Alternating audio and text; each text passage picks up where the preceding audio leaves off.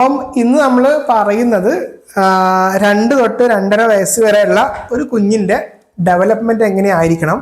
2 തൊട്ട് 2.5 വയസ്സ് വരെയുള്ള കുട്ടിയുടെ ബ്രെയിൻ സ്റ്റിമുലേഷന് വേണ്ടി ഒരു പാരൻ്റ് എന്നുള്ള നിലക്ക് നിങ്ങൾക്ക് എന്തെല്ലാം ചെയ്തു കൊടുക്കാം, അതാണ് ഇന്ന് ഡിസ്കസ് ചെയ്യുന്നത്. അപ്പം നമുക്ക് എന്നും പറയുന്ന പോലെ തന്നെ മോട്ടോർ മൈൽ സ്റ്റോൺസ് വെച്ച് നമുക്ക് തുടങ്ങാം. ഒന്നാമത്തെ കാര്യം എന്താണ്? ഒന്നാമത്തെ കാര്യം കുട്ടിക്ക് ഒരു സ്റ്റെപ്പുകൾ കയറാനുള്ള കഴിവുണ്ടാവും. പക്ഷെ ഇതിവിടെ പ്രത്യേകം ശ്രദ്ധിക്കണം, അത് വാക്ക് പോലെ ആയിരിക്കും, ക്ലൈംബിങ് ആയിരിക്കില്ല. എന്താണ് ക്ലൈംബിങ്? ക്ലൈംബിങ് നമ്മൾ ആദ്യം ഒരു കാല് ഇവിടെ വെച്ചു, രണ്ടാമത്തെ കാല് ഇവിടെ വെച്ചു, അടുത്ത സ്റ്റെപ്പ് ഇവിടെ വെച്ചു, അങ്ങനെയല്ല. ഇവരങ്ങനെയല്ല. ആദ്യം ഒരു കാല് ഇവിടെ വെച്ചു, കഴിഞ്ഞിട്ട് ഈ കാല് വീണ്ടും ഇവിടെ എടുത്ത് വെക്കും, എന്നിട്ട് അവിടെ നിൽക്കും, എന്നിട്ട് അടുത്ത കാല് ഇങ്ങോട്ട് എടുത്ത് വെക്കും, രണ്ടാമത്തെ കാല് വീണ്ടും ഇവിടെ എടുത്ത് വെക്കും. അപ്പൊ ഓരോ സ്റ്റെപ്പ് ഒരു കാലായിട്ട് കയറാൻ കഴിയില്ല.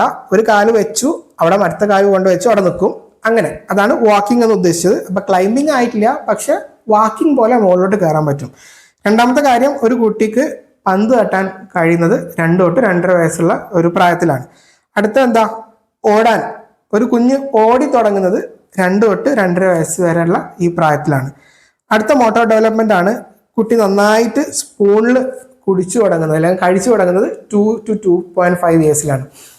1.5 വയസ്സ് തൊട്ട് 2 വയസ്സ് വരെ കുട്ടി ട്രൈ ചെയ്യും, പക്ഷെ നല്ല രീതിയിൽ സക്സസ്ഫുൾ ആവുന്നത് 2 തൊട്ട് 2.5 വയസ്സിൻ്റെ അടുക്കുള്ള സമയത്താണ്. അടുത്തതാണ് കുഞ്ഞിനുള്ള പ്രധാനപ്പെട്ട കഴിവുകളാണ് ഡോറിന്റെ ലോക്ക്, അതുപോലെ നോബുകൾ ഉണ്ടല്ലോ, അങ്ങനെ തിരിക്കുന്ന നോബുകൾ, ഇതൊക്കെ കുഞ്ഞ് യൂസ് ചെയ്യാൻ തുടങ്ങുന്നത്, അതുപോലെ സ്വിച്ച് യൂസ് ചെയ്യാൻ തുടങ്ങുന്നതൊക്കെ 2 തൊട്ട് 2.5 വയസ്സിലാണ്. അപ്പൊ ഈ ഒരു സമയത്ത് നിങ്ങൾ പ്രത്യേകം ശ്രദ്ധിക്കണം, കാരണം അവർക്ക് ഇത് തുറക്കാൻ കഴിയും, പക്ഷെ എല്ലാ കുട്ടികൾക്കും തുറക്കാൻ കഴിയണം എന്ന് നിർബന്ധമില്ല. അതുകൊണ്ട് തന്നെ ഡോറൊക്കെ ലോക്ക് ആവുന്ന സമയത്ത് പ്രത്യേകം ശ്രദ്ധിക്കുക. അവർ പിടിച്ച് ഓട്ടോമാറ്റിക്കലി ലോക്ക് ആവുന്ന ഡോറുകളൊക്കെ തിരിച്ച് ലോക്കാക്കാൻ സാധ്യതയുണ്ട്. അത് അൺലോക്ക് ചെയ്യാൻ അവർക്ക് അറിയണമെന്നില്ല. അപ്പോൾ ആ ഒരു കാര്യം കുട്ടികളുടെ വീടുകളിൽ ശ്രദ്ധിക്കുക. അതുപോലെ തന്നെ സ്വിച്ചിൻ്റെ കാര്യം, ഈ ഒരു പ്രായത്തിലാണ് സ്വിച്ചൊക്കെ പ്രോപ്പറായി അവർ സ്വന്തമായിട്ട് ഇട്ട് തുടങ്ങുന്നത്, 2 തൊട്ട് 2.5 വയസ്സ് വരെയുള്ള സമയത്ത്. ഇനി നമുക്ക് അറിയാനുള്ളത് ഒരു 2 തൊട്ട് 2.5 വയസ്സ് വരെയുള്ള കുട്ടിയുടെ ലാംഗ്വേജ് അല്ലെങ്കിൽ കമ്മ്യൂണിക്കേഷൻ എങ്ങനെയാണെന്നുള്ളതാണ്. അവിടെ പ്രധാനമായിട്ടും പറയുന്നത് 3 കാര്യങ്ങളാണ്. ഒന്ന്, point two things in A book. നിങ്ങളൊരു കാര്യം, ഒരു പുസ്തകം ആ കുഞ്ഞിൻ്റെ മുമ്പിൽ വെച്ചിട്ട് ആ ബുക്കിലുള്ള എന്തെങ്കിലും കാര്യം ഇത് എവിടെയാ എന്നൊക്കെ ചോദിച്ചു കഴിഞ്ഞാൽ ആ ബുക്കിലോട്ട് പോയിന്റ് ചെയ്യാൻ കഴിയുന്നത് 2 തൊട്ട് 2.5 വയസ്സ് വരെയുള്ള ആ ഒരു സമയത്താണ്. ഇനി വാക്കുകളെ കുറിച്ച് സംസാരിച്ചു കഴിഞ്ഞാൽ അറ്റ്ലീസ്റ്റ് 2 വാക്കുകൾ ഒരുമിച്ച് കൂട്ടി പറയാൻ പറ്റണം. 2 വാക്കുകൾ, ഇപ്പം എനിക്ക് വേണം, അല്ലെങ്കിൽ കൂടുതൽ ഇപ്പം കഞ്ഞി കൂടുതൽ ഇഞ്ഞും വേണം, അല്ലെങ്കിൽ ഫുഡ് ഇഞ്ഞും വേണം, അല്ലെങ്കിൽ എനിക്ക് 2 വാക്കുകൾ ഒരുമിച്ച് കൂട്ടി പറയുന്നത് 2 തൊട്ട് 2.5 വയസ്സിന് ഇടയ്ക്കുള്ള സമയത്താണ്. മാത്രമല്ല, അപ്പോൾ ആ ഒരു സമയമാകുമ്പോഴത്തേന് ഏകദേശം 8-10 വാക്കുകൾ തനിയെ പറയാനും 1-2 വാക്കുകൾ കൂട്ടിച്ചേർത്ത് പറയാനും സാധിച്ചിട്ടുണ്ടാവും 2 തൊട്ട് 2.5 വയസ്സാകുന്ന സമയത്തോടു കൂടി. പിന്നെ അതുപോലെ തന്നെ ഒന്നാണ്, അറ്റ്ലീസ്റ്റ് 2 ബോഡി പാർട്സുകൾ നിങ്ങൾ ചോദിച്ചു കഴിഞ്ഞാൽ ചോദിച്ചാൽ അവർ കാണിച്ചു തരും. അപ്പോൾ കുഞ്ഞിൻ്റെ കണ്ണെവിടെ, മൂക്ക് എവിടെ എന്നൊക്കെ ചോദിച്ചാൽ തൊട്ട് കാണിച്ചു തരാം. അറ്റ്ലീസ്റ്റ് 2 ബോഡി പാർട്സ് എങ്കിലും അവർ പറയാൻ ഈ ഒരു സമയത്ത് ആയിട്ടുണ്ടാവും. അടുത്ത ഒരു കമ്മ്യൂണിക്കേഷനിൽ അവർ ഉപയോഗിക്കുന്ന പ്രധാനപ്പെട്ട ഒരു കാര്യമാണ് ജെസ്റ്റേഴ്സ്. ഇപ്പം എന്താ, പണ്ട് അവർ ഒരു 9 മാസമൊക്കെ ഉള്ള സമയത്ത് ടാറ്റ ഒക്കെ കൊടുക്കും. അപ്പോൾ ടാറ്റ ഒക്കെ 9 മാസം അല്ലെങ്കിൽ 1 വയസ്സാകുമ്പോൾ കുഞ്ഞ് കൊടുക്കുന്നതാണ്. ഇവിടെ ജെസ്റ്റേഴ്സ് എന്ന് ഉദ്ദേശിച്ചത് അതല്ല, കുറച്ചും കൂടി ഹൈ ലെവലിലുള്ള, ഉദാഹരണത്തിന് എന്താണ്, ഒരു കിസ് കൊടുക്കുക. അപ്പം ദൂരെയുള്ള ആളുകൾക്ക് ഫ്ലൈയിങ് കിസ് കൊടുക്കുക. അതുപോലെ കമ്മ്യൂണിക്കേഷൻ ആവശ്യമുള്ള ജെസ്റ്റേഴ്സ്, ഉദാഹരണത്തിന് ഇപ്പോൾ ആ കുട്ടി പറയുകയാണ് ഞാൻ വരൂല, അല്ലെങ്കിൽ എനിക്ക് വേണ്ട, ആ കുട്ടിക്ക് താല്പര്യമില്ലാത്തൊരു കാര്യം ആ കുട്ടിയുടെ ഭാഷയിൽ കുട്ടി പറയുമ്പോൾ താല്പര്യം ഇല്ല എന്നുള്ളതിന് വേണ്ട എന്നുള്ള രീതിയിൽ തല ആട്ടുന്ന തരത്തിലുള്ള ജെസ്റ്റേഴ്സ്. അപ്പം ഒരു 2 തൊട്ട് 2.5 വയസ്സ് വരെയുള്ള കുട്ടി ജെസ്റ്റേഴ്സ് ഉപയോഗിക്കുന്നുണ്ട് എന്ന് പറഞ്ഞാൽ അതിനർത്ഥം വെറും ടാറ്റ കൊടുക്കലല്ല കേട്ടോ. അവിടുന്ന് കഴിഞ്ഞ് കുറച്ച് ഹൈ ലെവലിലുള്ള, ഉദാഹരണത്തിന് അത് ലാംഗ്വേജിനെ ആ കുട്ടിയുടെ അടുത്തുള്ള ആളോട് കമ്മ്യൂണിക്കേറ്റ് ചെയ്യാൻ ഭാഷയോടൊപ്പം ഹെൽപ്ഫുൾ ആവുന്ന ജെസ്റ്റേഴ്സ്. എങ്ങനെയാ? എനിക്ക് വേണ്ട, ആ കുട്ടിക്ക് താല്പര്യമില്ലാത്തൊരു കാര്യം കണ്ട വേണ്ടാന്ന് തല ആട്ടുന്ന രൂപത്തിൽ ചെയ്യുക. അതുപോലെ തരാനാണെങ്കിൽ ആ കുഞ്ഞിന് വേണമെന്നുണ്ടെങ്കിൽ കൈ കാണിക്കുന്ന രൂപത്തിലുള്ള ജെസ്റ്റേഴ്സ്. അപ്പോൾ ആ കമ്മ്യൂണിക്കേഷന് ഹെൽപ്ഫുൾ ആവുന്ന രീതിയിലുള്ള ജെസ്റ്റേഴ്സ് കാണിച്ചു തുടങ്ങുന്നത് 2 തൊട്ട് 2.5 വയസ്സ് വരെയുള്ള ഈ പ്രായത്തിലാണ്. ഇനി അടുത്തതാണ് social and emotional milestones. എന്തൊക്കെയാണ് social and emotional milestones? ഒന്ന്, പ്രധാനപ്പെട്ട കാര്യം, മറ്റുള്ള ആളുകൾ ഒരു ഹേർട്ടായി അല്ലെങ്കിൽ അപ്സെറ്റ് ആയിരിക്കുന്ന സമയത്ത് അവർ സങ്കടപ്പെട്ടിരിക്കുകയാണെന്നുള്ളത് ഉൾക്കൊള്ളാനുള്ള പ്രായമായി തുടങ്ങുന്നത് 2 തൊട്ട് 2.5 വയസ്സിലാണ്. അത് മനസ്സിലായല്ലോ. അതായത് മറ്റുള്ളവർ സങ്കടപ്പെട്ടിരിക്കുമ്പോൾ ഇയാളും ആ ഒരു ഇമോഷനെ ഉൾക്കൊണ്ട് അതേ രൂപത്തിലുള്ള ഫേസ് ആവും, ഒന്നുകിൽ കരയും അല്ലെങ്കിൽ സങ്കടപ്പെട്ടുള്ളൊരു മുഖമാവും. അങ്ങനെ ഒരു ഇമോഷൻ എന്തൊക്കെയാണെന്ന് മനസ്സിലായി തുടങ്ങുന്നതും അതിനനുസരിച്ച് പ്രതികരിക്കുന്നതും 2 തൊട്ട് 2.5 വയസ്സ് വരെയുള്ള കാര്യത്തിലാണ്. അപ്പം നിങ്ങൾക്ക് തന്നെ നോക്കിയാൽ അറിയാം. ഇപ്പം ആസ് എ പാരന്റ് അല്ലെങ്കിൽ ആസ് എ മദർ നിങ്ങൾ വിഷമിച്ചിരിക്കുന്ന സമയത്ത് ആളുടെ മുഖത്തും മാറ്റങ്ങൾ കാണുന്നത്, അല്ലെങ്കിൽ നിങ്ങൾ കരയുന്നത് കണ്ട ആൾക്കും വിഷമം വരുന്നതൊക്കെ 2 തൊട്ട് 2.5 വയസ്സ് ഉള്ള സമയത്താണ്. അതുപോലെ മറ്റൊന്ന് വളരെ പ്രധാനപ്പെട്ട ഒന്നാണ്. അപ്പം ഞാനൊക്കെ ഒ പിയിലിരിക്കുമ്പോൾ എനിക്ക് ഒരു കുഞ്ഞിൽ ഏറ്റവും മനോഹരമായി തോന്നിയിട്ടുള്ള ഒരു കാര്യമാണ്, നമ്മൾ ഒ പിയിൽ വരുമ്പോൾ നമ്മൾ എന്തെങ്കിലും അവരോട് പറയുന്ന സമയത്ത് അതിനോട് എങ്ങനെ റെസ്പോണ്ട് ചെയ്യണമെന്ന് അവർക്ക് അറിയില്ല. അപ്പോൾ അവർ ചെയ്യുന്ന ആദ്യത്തെ പണിയാണ് പാരൻസിനെ നോക്കും, പാരൻസിന്റെ മുഖത്ത് നോക്കും, ഇവരെന്താ അതിന് റെസ്പോണ്ട് ചെയ്യുന്നത് അതുപോലെ ചെയ്യാൻ വേണ്ടിയിട്ട്. അപ്പോൾ ഒരു പുതിയ സിനാരിയോ വന്നു കഴിഞ്ഞാൽ അവിടെ എങ്ങനെ റെസ്പോണ്ട് ചെയ്യണം എന്നുള്ളത് നിങ്ങളെ മുഖത്ത് നോക്കിയിട്ടാണ് അവർ തീരുമാനിക്കുക ഇതിനോട് എങ്ങനെ റെസ്പോണ്ട് ചെയ്യണം എന്നുള്ളത്. അത് കാണിക്കുന്നത് 2 തൊട്ട് 2.5 വയസ്സിലാണ്. പിന്നെ ഒന്നാണ് ഒന്നിൽ കൂടുതൽ ടോയ്സ് ഒരേ സമയം വെച്ച് കളിക്കുക, ഒരു സിമ്പിൾ കാര്യമാണ്. അപ്പം ഇത്രയാണ് കുഞ്ഞിൻ്റെ സോഷ്യൽ ഡെവലപ്മെൻറ്റ്. അപ്പം ഇപ്പം നമുക്ക് 3 കാര്യങ്ങൾ നമുക്ക് മനസ്സിലായി എന്ന് വിശ്വസിക്കുന്നു. ഒന്ന് നമ്മുടെ മോട്ടോർ മൈൽ സ്റ്റോൺസ്, അത് ഓരോന്നും നമ്മൾ പറഞ്ഞു. പിന്നെ ഒന്നുള്ളത് കുഞ്ഞിൻ്റെ ഭാഷ എങ്ങനെയാണ്, പിന്നെ ഒന്നുള്ളത് കുഞ്ഞിൻ്റെ സോഷ്യൽ ഡെവലപ്മെൻറ്റ് എങ്ങനെയാണ്. അപ്പോൾ ഈ ഒരു പറയപ്പെടുന്ന കാര്യങ്ങളൊക്കെയാണ് നിങ്ങൾ അറിഞ്ഞിരിക്കേണ്ട ഡെവലപ്മെൻറ്റ്സ്. അതോടൊപ്പം ഈ 2 തൊട്ട് 2.5 വയസ്സ് വരെയുള്ള സമയത്ത് എനിക്ക് പറയാനുള്ളൊരു കാര്യമാണ്, ഓട്ടിസത്തിന് വേണ്ടി നമ്മൾ കുഞ്ഞിനെ സ്ക്രീൻ ചെയ്യുന്നത് ഏകദേശം 18 മാസം തൊട്ട് 2 വയസ്സ് വരെയുള്ള ഈ കാലയളവിലാണ് കേട്ടോ. അപ്പോൾ അതൊന്ന് ഓർത്ത് വെക്കുക. അപ്പോൾ അതിനായിട്ട് നിങ്ങൾ പോകണമെന്ന് നിർബന്ധമൊന്നുമില്ല. നിങ്ങൾ പീഡിയാട്രിഷ്യനെ കാണിക്കുന്ന സമയത്ത് ഒന്ന് ചോദിച്ച് കൺഫേം ആക്കിയാൽ മതി. പിന്നെ കുട്ടിയുടെ സ്വഭാവ ഗുണങ്ങളിൽ നിന്ന് നിങ്ങൾക്ക് തന്നെ മനസ്സിലാക്കാം. അപ്പോൾ എങ്ങനെയാണ് ഓട്ടിസത്തിൻ്റെ സ്ക്രീനിങ് ഒരു പാരന്റ് മനസ്സിലാക്കേണ്ടതെന്നുള്ളതൊക്കെ നമുക്ക് വരുന്ന ഡെവലപ്മെന്റ് സീരീസിൽ പറയാം. അപ്പോൾ ഇത്രയും കഴിഞ്ഞു. ഇനിയുള്ളത് ഒരു 2 തൊട്ട് 2.5 വയസ്സുള്ള നിങ്ങളുടെ കുഞ്ഞിൻ്റെ ബ്രെയിനിനെ എങ്ങനെ സ്റ്റിമുലേറ്റ് ചെയ്യിക്കാം, അല്ലെങ്കിൽ നിങ്ങൾക്ക് എന്തൊക്കെ അവർക്ക് വേണ്ടി ചെയ്തു കൊടുക്കുക എന്നുള്ളതാണ് ഇനി പറയുന്നത്. അതിലൊന്നാമത്തെ കാര്യമാണ് യൂസ് പോസിറ്റീവ് വേർഡ്സ്. അത് വളരെ ഇമ്പോർട്ടൻ്റ് ആണ്. അത് ആ ഒരു പോസിറ്റീവ് വേർഡ്സ് നമ്മൾ കഴിഞ്ഞ വീഡിയോയിലും പറഞ്ഞു. അതായത് 1.5 തൊട്ട് 2 വയസ്സ് വരെയുള്ള കുട്ടികളിൽ ഒരു ബിഹേവിയർ ഡെവലപ്പ് ചെയ്യാൻ നിങ്ങൾ പോസിറ്റീവ് വേർഡ്സ് പറഞ്ഞാൽ മതി എന്ന് നമ്മൾ ഓൾറെഡി പറഞ്ഞു. ഇവിടെ എങ്ങനെയാണ്, ഇവിടെ അതന്നെ പോസിറ്റീവ് വേർഡ്സ് പറയാം. എക്സ്പെഷ്യലി അവർ നിങ്ങൾക്ക് ചെറിയ ചെറിയ ഹെൽപ്പുകൾ ചെയ്യുമ്പോൾ, ഇപ്പോൾ ഉദാഹരണത്തിന് ഒരു അലക്കാനൊരു ഡ്രസ്സ് കൊണ്ടുവന്നു, ഫുഡ് എടുത്തു കൊണ്ടുവന്നു, അങ്ങനെ കുഞ്ഞു കുഞ്ഞു കാര്യം ചെയ്യുമ്പോൾ പോസിറ്റീവ് വേർഡ്സിലൂടെ അതിനെ അപ്രീഷിയേറ്റ് ചെയ്യുക. അതാണ് ഒന്നാമത്തെ കാര്യം. രണ്ടാമത്തെ കാര്യം ലാംഗ്വേജ് ആൻഡ് സ്പീച്ചിൽ, ആ കുഞ്ഞിൻ്റെ ഭാഷ, ആ കുഞ്ഞിൻ്റെ സംസാരത്തിൽ നിങ്ങൾക്ക് എന്തൊക്കെ ചെയ്തു കൊടുക്കാൻ പറ്റും, അതിൽ നിങ്ങൾക്ക് ചെയ്തു കൊടുക്കാൻ പറ്റുന്ന ഒരു പ്രധാനപ്പെട്ട കാര്യമാണ് വാക്കുകൾ നിങ്ങൾ നിർമ്മിക്കുക. അതായത് ഇപ്പോൾ കുട്ടി ആപ്പിളിനെ പാപ്പിളിനോ അങ്ങനെ അതിനെ വിളിച്ചു പറഞ്ഞു എന്ന് വിചാരിക്കുക. അപ്പം നിങ്ങൾ തിരിച്ചു ചോദിക്കണം, നിനക്ക് കൂടുതൽ ആപ്പിൾ വേണോ? ആ പാപ്പിൾ എന്ന് പറഞ്ഞാലും നിങ്ങൾ അതിനെ കൂട്ടി അതിനെ യോജിപ്പിച്ച് നിങ്ങളൊരു പുതിയ വാക്ക് ഉണ്ടാക്കി കൊടുക്കുക. ഉദാഹരണത്തിന് ഇപ്പം ചപ്പൽ അല്ലെങ്കിൽ ഷൂഷു എന്ന് പറഞ്ഞു കഴിഞ്ഞാൽ നിങ്ങൾ ചോദിക്കുക, കുഞ്ഞിനിപ്പോൾ ഷൂസ് ഇട്ട് തരണോ? ആ കുഞ്ഞ് ഷൂഷു എന്നേ പറഞ്ഞിട്ടുള്ളൂ. അപ്പം അതിലൂടെ നമ്മൾ എന്താണ് കുഞ്ഞിനെ പഠിപ്പിക്കുന്നത്? 2 കാര്യങ്ങളാണ് പഠിപ്പിക്കുന്നത്. ഒന്ന്, ആ ഷൂസ് എന്നുള്ള വാക്ക് എങ്ങനെ ഉച്ചരിക്കാം. 2, ആ ഷൂസ് എന്നുള്ള വാക്ക് വെച്ച് എങ്ങനെ ഒരു സെൻറ്റൻസ് കംപ്ലീറ്റ് ആക്കാം. അപ്പം ഒരു കുഞ്ഞു കാര്യം പറഞ്ഞു കഴിഞ്ഞാൽ അതിനെ വൃത്തിയാക്കി ആ വാക്കിനെ പറഞ്ഞ് അതിൽ നിന്നും മറ്റൊരു വാചകം, ഒരു വലിയ ലെങ്ത് ആയിട്ടുള്ള സെൻറ്റൻസ് നിങ്ങൾ അല്ലെങ്കിൽ ഒരു വാക്ക് മൊത്തം ഒരു ഫ്രേസ് നിങ്ങൾ ഉണ്ടാക്കി പറയാം. അത് കുഞ്ഞിനെ, അങ്ങനെയാണ് ലാംഗ്വേജ് ആൻഡ് സ്പീച്ചിൽ ഈ പ്രായത്തിൽ നിങ്ങളെ കുഞ്ഞിനെ നിങ്ങൾക്ക് ഹെൽപ്പ് ചെയ്യാൻ പറ്റുക. അപ്പം അത് മനസ്സിലായല്ലോ. ഇനി പ്ലേ.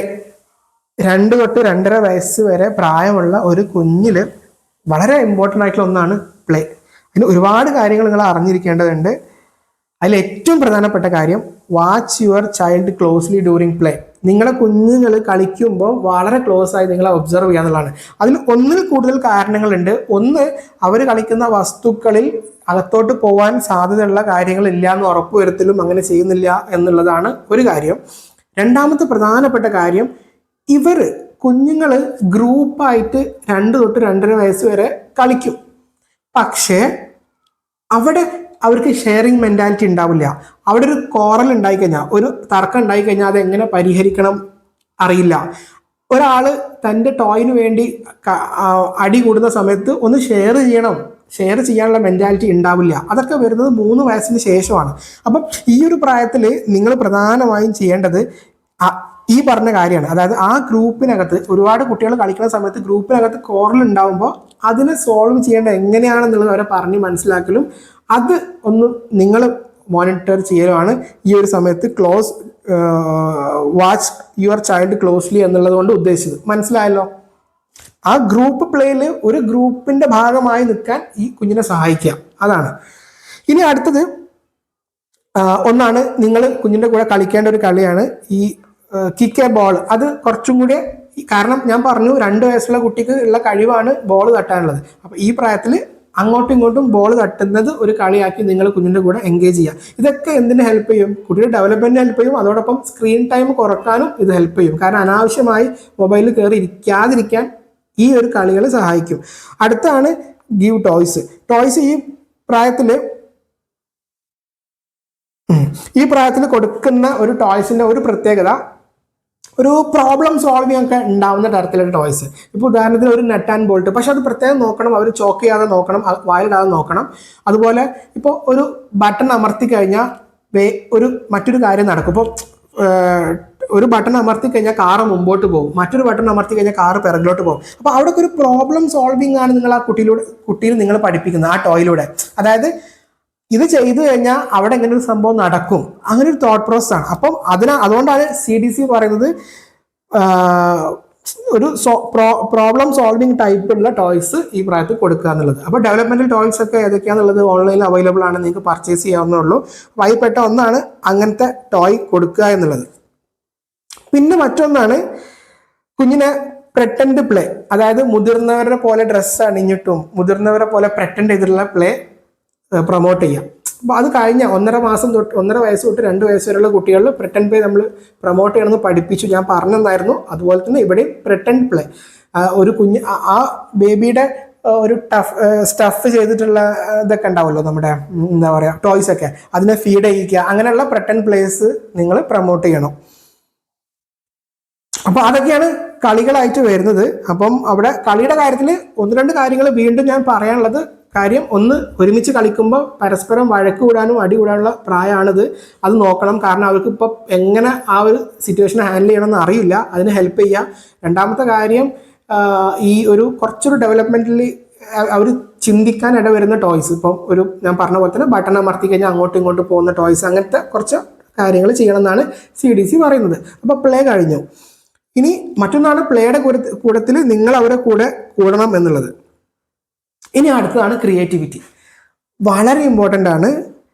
നിങ്ങൾ കുട്ടികൾക്ക് ക്രയോൺസ് കൊടുക്കാം, അല്ലെങ്കിൽ ഫിംഗറിൽ പെയിന്റ് ആക്കി കൊടുക്കുക, അവരെ കൈ പെയിന്റിൽ മുക്കി കൊടുക്കുക, എന്നിട്ടൊരു പേപ്പർ കൊടുക്കുക, അവരതിൽ വരക്കട്ടെ.